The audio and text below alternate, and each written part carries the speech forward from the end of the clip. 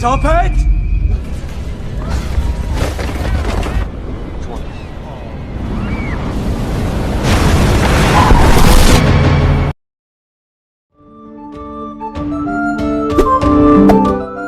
Hai semuanya.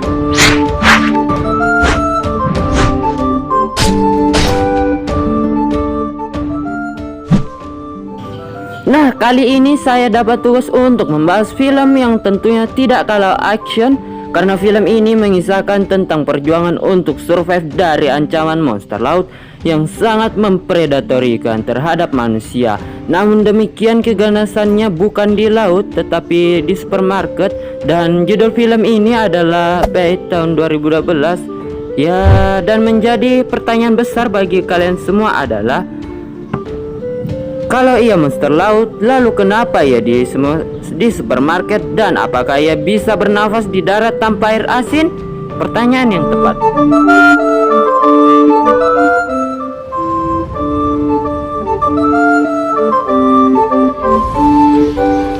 Film dibuka dengan memperlihatkan seseorang yang bernama Rory yang sedang menderek skoci, lalu membangunkan seseorang yang bernama Josh yang sedang tertidur untuk memeriksa pelampung. Namun karena terlihat agak lelah, Rory memberinya obat anti mabuk. Dan selagi Rory bergegas memeriksa pelampung, ia meminta kepada Josh untuk menemui adiknya yang bernama Tina.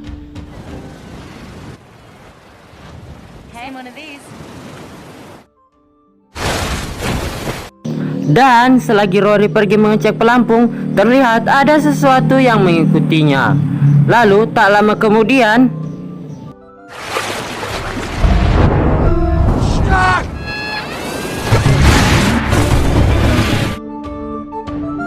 setelah si Patua termangsa oleh hiu, Josh bergegas untuk menolong Rory. Namun sayang, Rory tak dapat untuk diselamatkan. Oh no. Adegan beralih ke 1 tahun kemudian, dan terlihat Josh masih seperti mengingat kejadian 1 tahun yang lalu.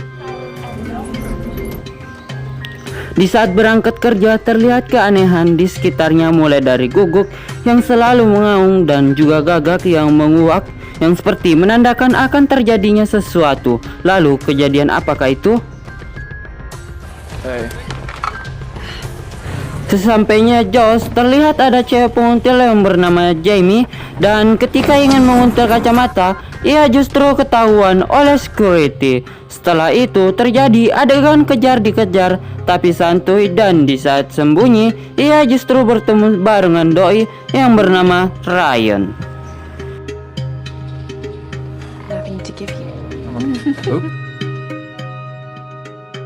Karena tadi Jamie ketahuan menguntil, si bos supermarket sekaligus manajer menghubungi polisi untuk menangkap Jamie. Skip, saat Josh bekerja, ia bertemu dengan si mantan alias Tina yang kembali dari Singapura ke Australia. Namun belum sempat berbicara, datanglah seseorang yang memotong pertemuan yang tak disengaja itu. Dan nama pria itu adalah Steven. Namun apakah ia pacar Tina? Mungkin ya.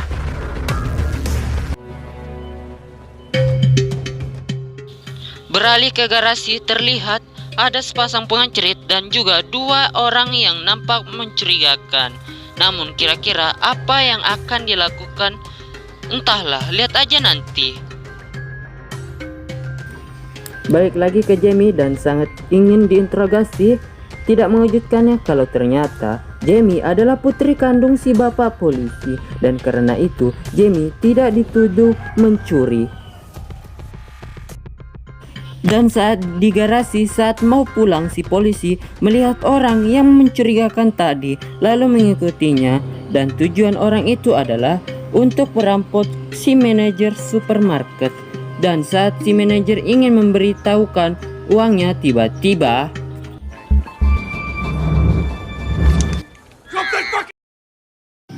dan setelah itu, karena rekan si perampok datang, terjadilah adegan saling menodong senjata dan mengancam si polisi akan menembak wanita petugas di sana jika tidak meletakkan senjatanya, dan itu benar-benar dilakukannya.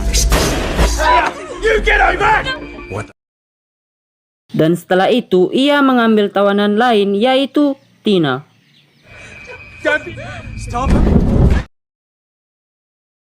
Dan di saat itu, di waktu itu, di detik itu, karena Tuhan sudah murka dengan kelakuan makhluk ciptaannya, terjadilah gempa yang membuat air laut mengalami pasang surut sehingga mengakibatkan bencana alam yang tidak lain adalah tsunami.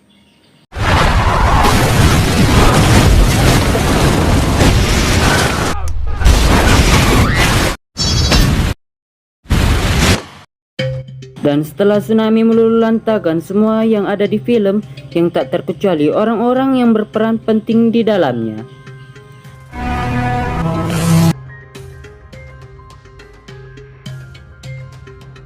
Namun meski begitu, mereka semua belum tentu pasti aman karena mereka terjebak di dalam gedung dan juga ditemani oleh makhluk laut yaitu hiu. Aduh, jadi bocor kan? Dan setelah mereka semua berdebat untuk mencari jalan keluar, Tina dan Steven memutuskan untuk mencari celah untuk keluar bersama dengan security.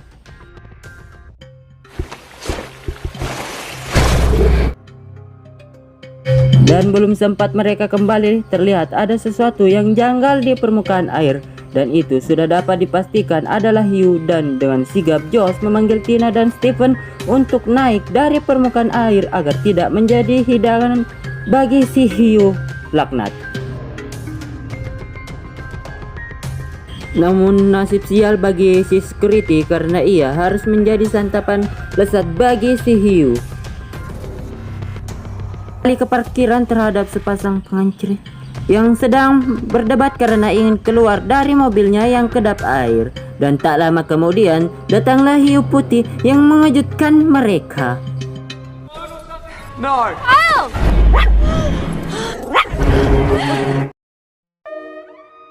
Kembali ke dalam supermarket dan terlihat hiu itu masih mengintai mereka. Dan tak lama kemudian gempa susulan datang menyertai mereka. Lalu akibat gempa, kabel penyalur listrik yang telah terputus hampir saja tersentuh ke permukaan air. Dan jika itu terjadi maka musibah akan bertambah. Dan untuk mencegahnya, tentu saja mereka harus mematikan sistem listrik. Akan tetapi itu tentu saja membuat mereka berpikir kembali karena untuk mematikannya mereka harus ke ruang lain yang harus melewati air, dan itu ditambah lagi dengan hiu yang dapat menyerang mereka sewaktu-waktu. Namun Steven tak kehabisan akal untuk menggunakan properti belanja dijadikan tameng sederhana agar bisa berjalan di dasar air sekaligus berlindung dari si pemangsa yaitu hiu. Ketika Steven berada di permukaan air, inilah yang terjadi.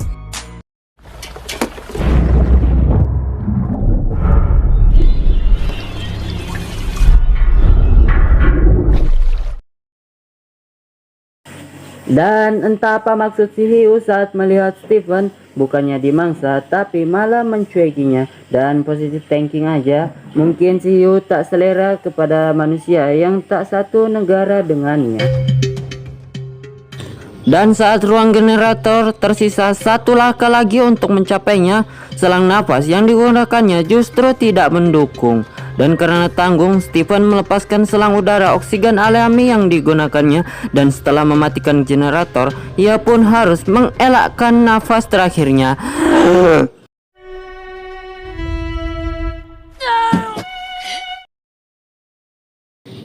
Beralih ke garasi, terlihat sepasang pengecrit yang mobilnya sudah kemasukan air, dan karena masih ingin Ryan menolongnya dengan mengalihkan perhatian si predator laut dengan menggunakan luar organ tubuh manusia.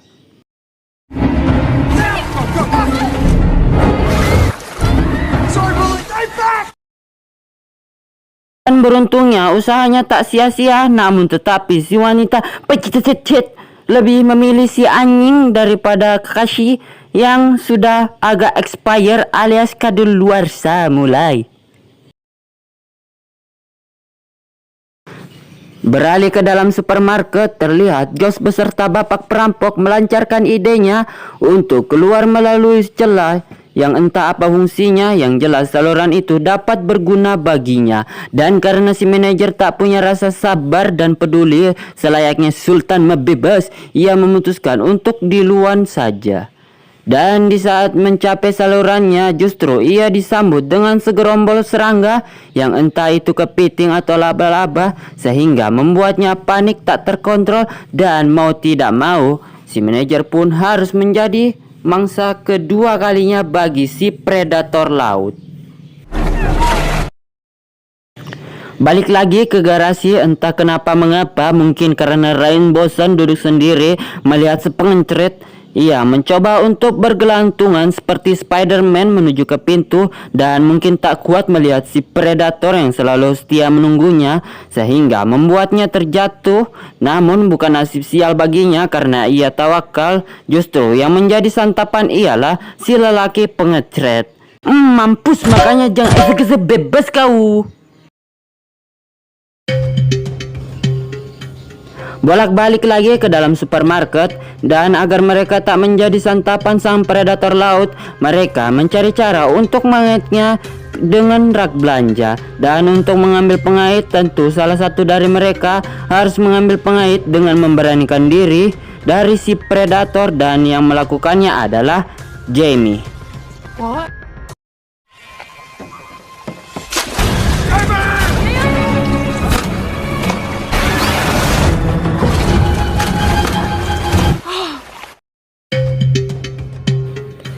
Dan setelah itu tentu saja mereka memasang kaitnya dan untuk memancing si hiu agar terperangkap.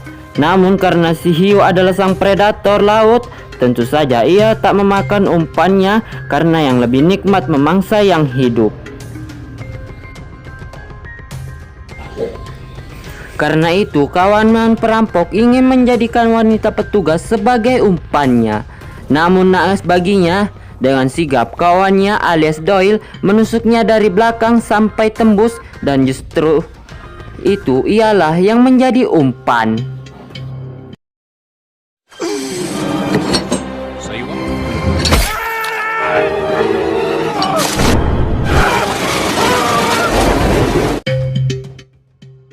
Dan karena sang predator memangsanya dengan buas, tentu saja rencana mereka berjalan dengan semulus-mulusnya.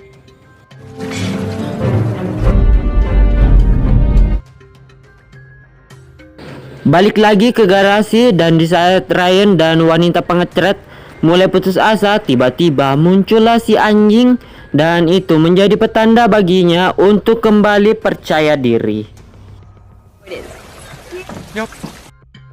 Kembali ke dalam supermarket, dan saat selesai memastikan si predator tak akan lepas, tiba-tiba mereka mendengar suara di garasi. Dan entah bagaimana Jamie mengetahuinya kalau suara itu pasti dibunyikan oleh Ryan. Kontak cinta kayaknya. Mengetahui hal itu, Jamie memutuskan untuk menemui Ryan. Dan saat masuk ke ruang parkir, mereka kembali tergesa panik karena ada hiu lain yang juga menjadi penunggu turun parking area. Ruang parkir. Dan karena Josh protagonis, tentu semua masalah dapat diselesaikan dengan keberuntungannya. Karena mobil yang ia pijak adalah mobil ayah Jamie. Dan karena mobil tersebut milik polisi, tentu terdapat senjata yang dapat digunakannya untuk memusnahkan sang predator laut. There's a guy back! Come to you!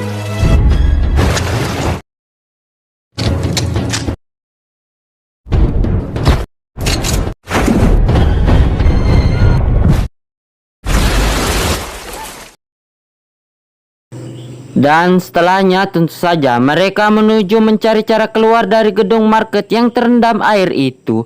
Dan untuk melakukannya, Doyle harus meledakkan generator agar dapat menghancurkan dinding bangunan. Tapi tak terhitung waktu, tiba-tiba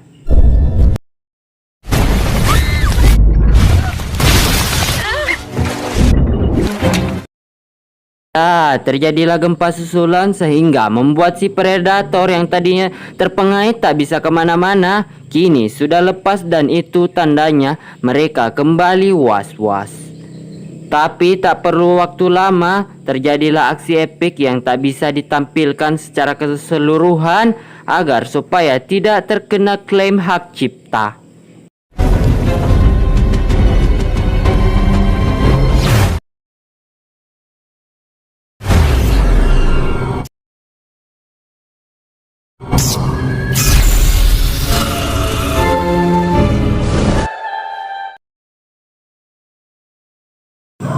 Tepat di saat itu pun Doyle menyambungkan antara generator bangunan dan juga mobil yang hancur akibat tsunami dan reruntuhan bangunan, sehingga mengakibatkan konsleting akibat terkena genangan air, dan terjadilah ledakan yang membuat aku terdiam melihatnya.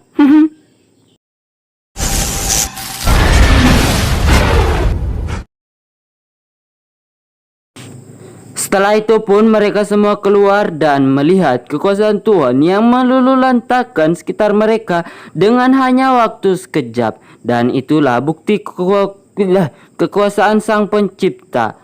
Tamat ending yang mengasyunderkan. Ting ting ting ting ting. Oke, semuanya udah jelas, cuman kecuali IMDb aja, yaitu adalah 5,2. Tapi kalau bagi saya oke kalau 6,0 atau 6,5 lah ya, karena adegannya itu lebih terlihat real gitu. Mulai dari hiu yang memangsa, terus gempa, tsunami, korban yang bertebaran, dan juga ledakan, itu sangat-sangat real. Cuman mungkin karena plot twistnya yang hanya terkesan lebih biasa aja gitu, makanya IMDb-nya 5,2. Oke lah guys, makasih udah nonton video ini sampai akhir. Dan subscribe, like, komen film yang ingin kalian tonton di video L1 Cool Tale Story selanjutnya. Dadah.